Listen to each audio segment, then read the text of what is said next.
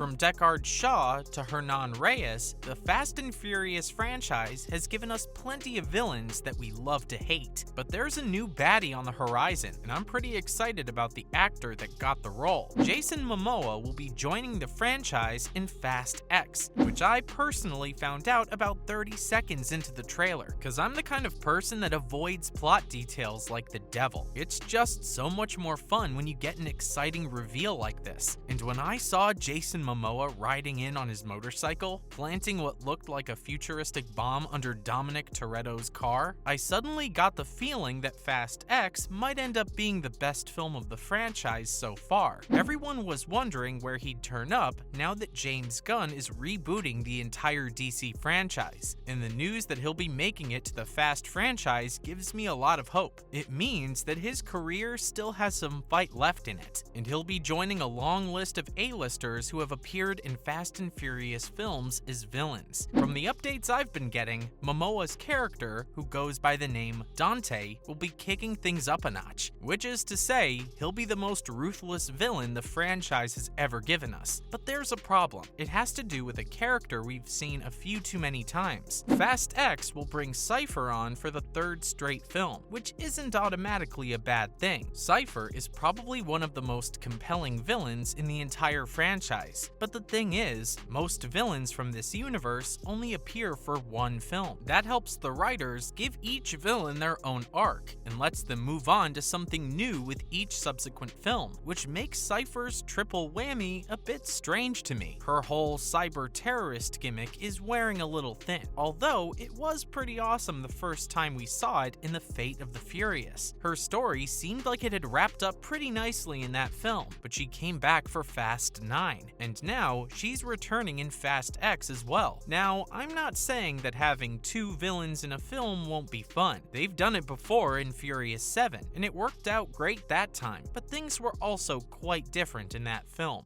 This is Brazil.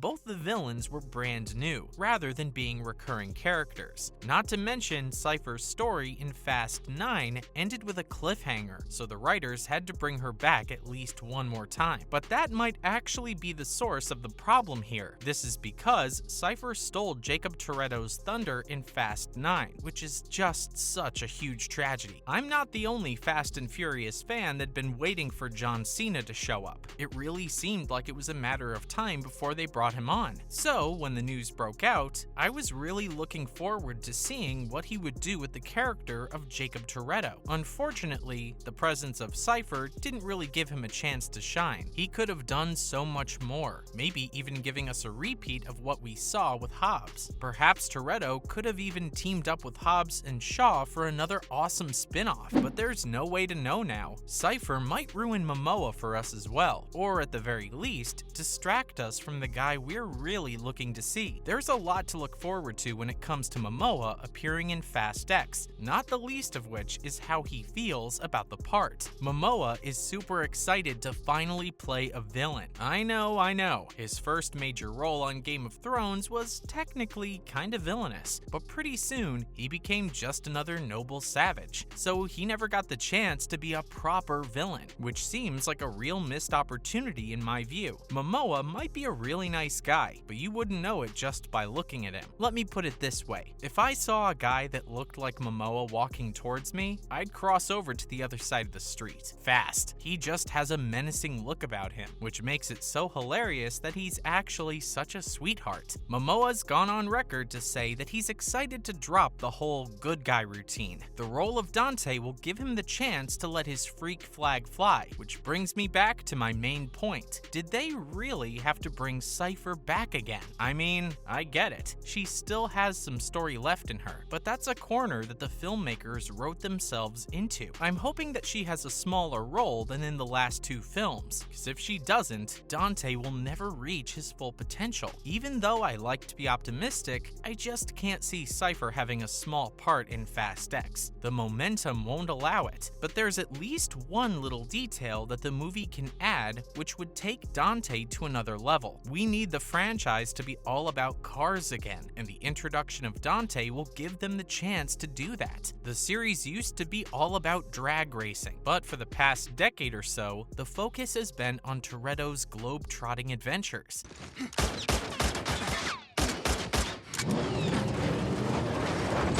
Sounds like a serial killer name. Is that what you are? No, man. Don't come around here again.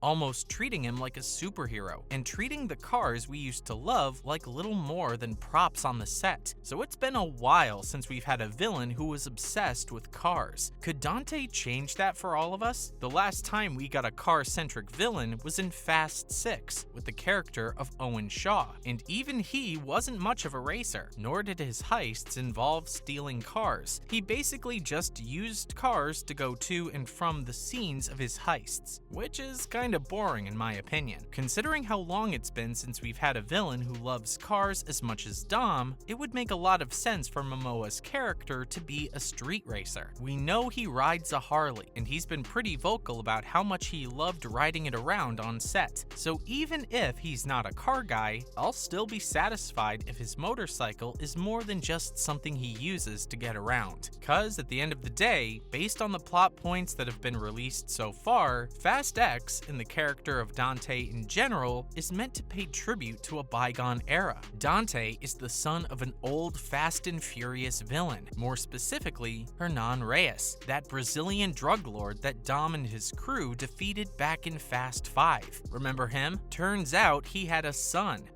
named Dante, and he's been planning his revenge against his father's killers this whole time. Fast 5 was also one of the last movies to feature Paul Walker before his untimely demise, so the writers are clearly trying to turn the nostalgia knob all the way to 11. The Buster brought me back.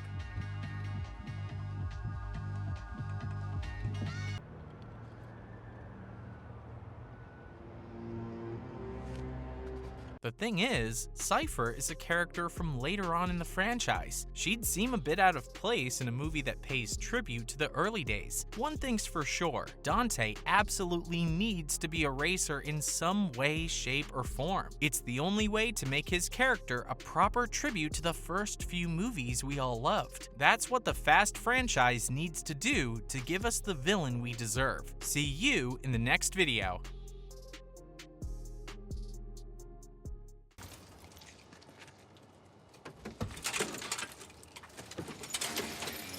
I remember everything about my father. Everything. You know, I want another shot.